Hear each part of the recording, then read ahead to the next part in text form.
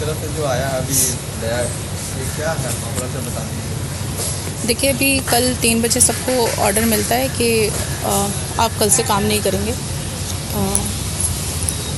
All of sudden सबको हटा दिया जाता है। चाहे आप 30 साल से यहाँ पर लोग हैं जो 30-30 साल से काम कर रहे हैं, 9-9 साल से, 10-10 साल से लोग काम कर रहे हैं, उन सबको इमीडिएटली हटा दिया गया।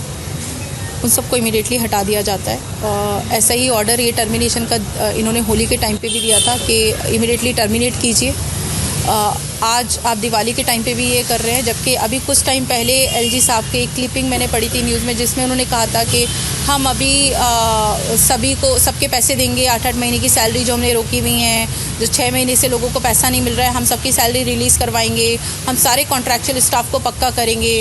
ये वादा करके आप इमीडिएटली इनको हटा देते हैं। ऑल ऑफ सडन आपने हटा दिया बिना ये सोचे समझे कि जिन लोगों की मानसिक हालत, इन लोगों की मानसिक हालत पे क्या असर पड़ेगा। इकोनॉमिकल कंडीशन आपने पहले ही ख़राब कर रखी है। आप 10-10 महीने से पैसा नहीं दे रहे हो। आप उनकी मानसिक प्रताड़ना भी कर रहे हो। आप उनको मानसिक तौर पे हरास कर रहे हो कि आप जाइए, अब आपका कुछ नहीं हो सकता। आप 9 साल से इस महिला आयोग में थे, आपने इस महिला आयोग में खूब काम किया, आपने इस महिला आयोग को बनाया, ऐसा महिला आयोग बनाया दिन रात काम करके कि आज देश और दुनिया में लोग इसका नाम जानते हैं। लोगों को इससे पहले ही नहीं पता था कि स्टेट में कोई महिला आयोग भी होते हैं। दिल्ली महिला आयोग ने काम किया, उसके बाद लोगों को पता चला है कि महिला आयोग नाम की संस्था होती है जो महिलाओं के हक की आवाज़ उठाती है, और उसमें किसी एक ने काम नहीं किया है। यहाँ जितने भी लोग खड़े हैं और जो लोग नहीं हैं उन सब ने काम किया है। ग्राउंड स्टाफ है, कई महिलाएं काम कर रही हैं, उन सब ने काम किया। और ऑल ऑफ सडन आप उस सिस्टम को पूरा ध्वस्त कर देते हो, पूरा ख़त्म कर देते हो कि जाइए, ख़त्म हो गया सब, अब नहीं हो सकता।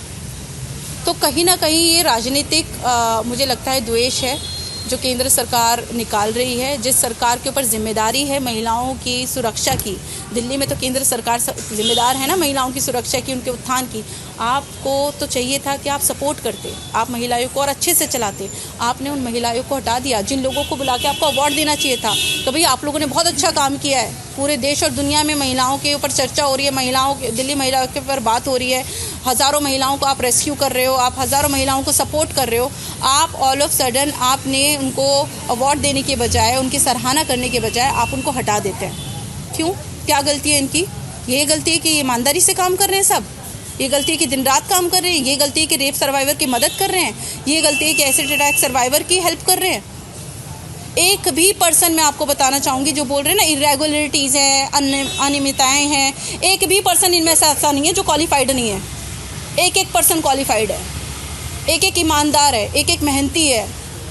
ऑफिस में सरकारी लोग आते होंगे 11-11, 12-12 बजे टाइम से आते हैं, रात तक बैठते हैं। 12 बजे भी कॉल आएगी, 2 बजे भी कॉल आएगी तो भी विक्टिम की कॉल उठाएंगे। पर्सनल नंबर दे रखे हैं लोगों को, मदद करते हैं लोगों की। उन लोगों को, उन महिलाओं को आप ऑल ऑफ सडन हटा देते हो। एसिड अटैक सर्वाइवर ये लोग हमारे साथ काम करते थे, ऑर्फन लड़कियां हमारे साथ काम करती थी, हमारे साथ सिंगल मदर्स काम करती थी। आप उन सबको हटा देते हैं जिनका घर उनसे ही चल रहा है। कितने लोग इस वजह से, क्योंकि 10 महीने से सैलरी नहीं आई है, तो इन लॉस को यकीन ही नहीं हो रहा है, इतना बड़ा डिपार्टमेंट महिला आयोग सैलरी नहीं आ रही, झूठ बोल रही होगी तुम। वो महिला डोमेस्टिक वायलेंस का शिकार हुई है इस वजह से।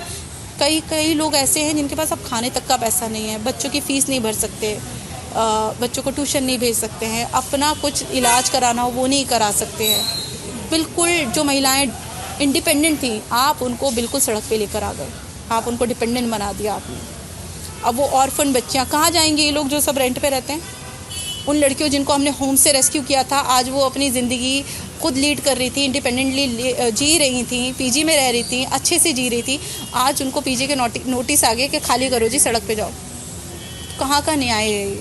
कौन सी दुश्मनी इन सब से निकाली जा रही है? कौन सी दुश्मनी महिला आयोग से निकाली जा रही है? तो मुझे समझ में ही नहीं आ रहा है। एंड मैसेज भेजा जाता है कि अगर आप मीडिया में बात करोगे, अगर आपके कोई मदद करता है, अगर आप उससे बात कर रहे हो तो आपको दिल्ली महिला आयोग में रखा नहीं जाएगा। तो दिल्ली महिला आयोग में तो आपने पहले फरमान जारी कर दिया है कि जाइए जी, आप कल से नहीं आ सकते। अभी भी ताला लगा हुआ है। आपके सामने 2 विक्टिम्स आई हैं, रोकर गई हैं, नंगे पैरों वो महिला आई थी, किसी उम्मीद से आई थी कि मेरी मदद होगी।